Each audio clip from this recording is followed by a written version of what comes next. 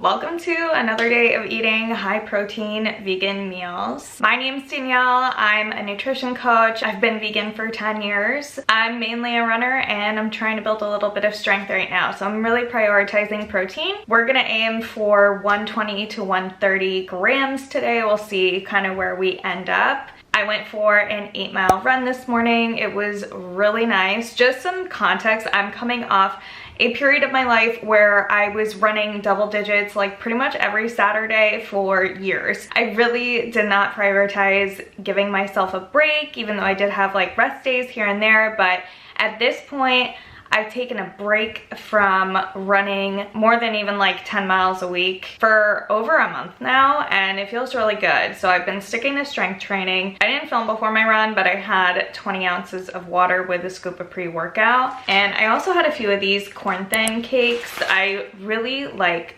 plain carbs before I run. You don't really want high fat, you don't want high protein. Before a run, you just want some like neutral carbs. I had like 5 of these corn cakes and I had about a third of a banana that my boyfriend had just had left over from breakfast. So we're good on carbs this morning. I am like dying of hunger right now because my body is not used to running again. So we are going to make a protein smoothie and some toast. All right, so I make my toast in the air fryer while I make my smoothie. I have this Ezekiel low sodium bread I'm working with right now. I only bought it because it was on sale. I usually get like the flax one or the flourless one. And I thought that low sodium wouldn't really make a difference, but oh, it does. This bread is not great. And it tastes like something is missing, obviously. So yeah, sodium makes a huge difference in bread. I will not be buying this one again, but it does have 5 grams of protein per slice, so that's fine for now. So while that's in the air fryer, I'm gonna make my smoothie. I love this frozen strawberry banana mix from Aldi, and then I add some unsweetened almond milk, which is also from Aldi. Very economical. Next, I add my favorite unflavored pea protein. Now, this stuff tastes awful on its own, so it requires some finesse to make it taste decent.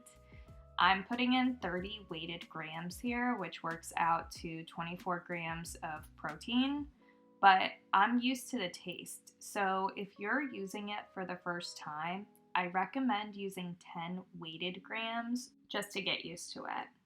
It's best to use it with a sweet fruit like banana or berries to really mask the flavor of it. It's just kind of a weird, I don't even know how to describe it. I'm also adding Naked PB. This is my favorite peanut butter powder because it doesn't have added sugar like PB2. So I'm putting in 1 serving of that in here.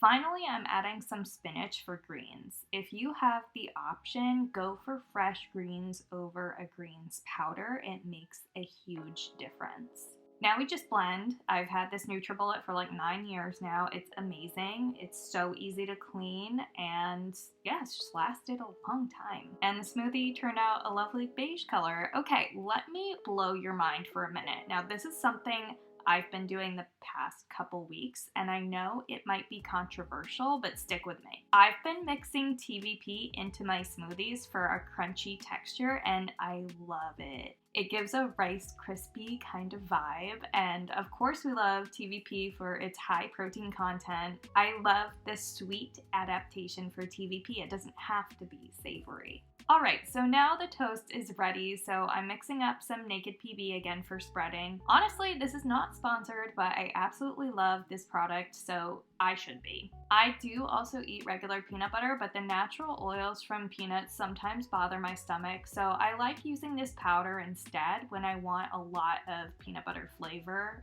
at once. This turned out a little thinner than I like, but I'll take it. So there we go. This all comes in at 59 grams of protein. We'd love to see it. And then I watched some YouTube while I ate. So I'm babysitting a dog today, and I have been babysitting her for a couple days now. She's going home tomorrow, but this is Zoe. She's a Shih Tzu girl, and she's a little old. Will you say hello? Hello. Hello. Hello. I'm gonna take her outside to go potty, and then I have to run to Target actually and get a few items, so I'll take you there with me.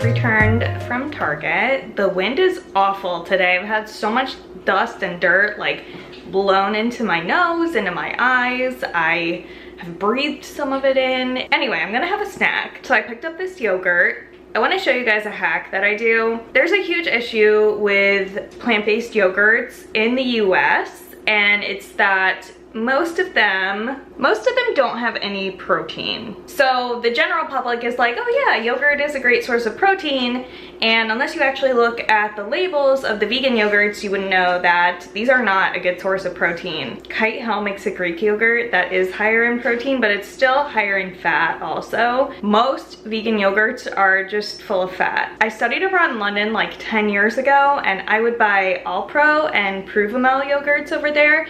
They were more soy-based, and they actually had a good amount of protein in them, but unfortunately, here in the US, once again, our food is inferior to Europe. So I'm gonna show you a way to kind of rectify this issue with yogurt.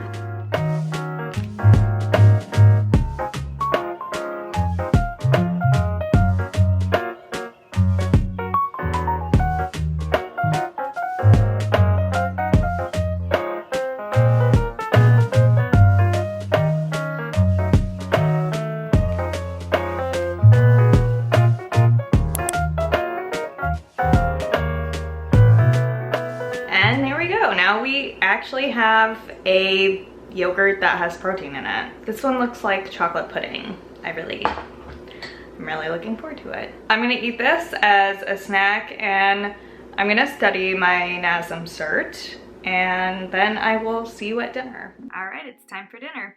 You saw at Target I got this red lentil rotini. I was actually gonna get Bonza, but then I saw this had more protein in it, and I love a rotini shape, so I went for it. In my pasta, I like mushrooms. I also love this Aldi marinara sauce, but I knew it wasn't gonna be quite enough, so that's why I picked up the plain tomato sauce at Target. Also, onion is a staple.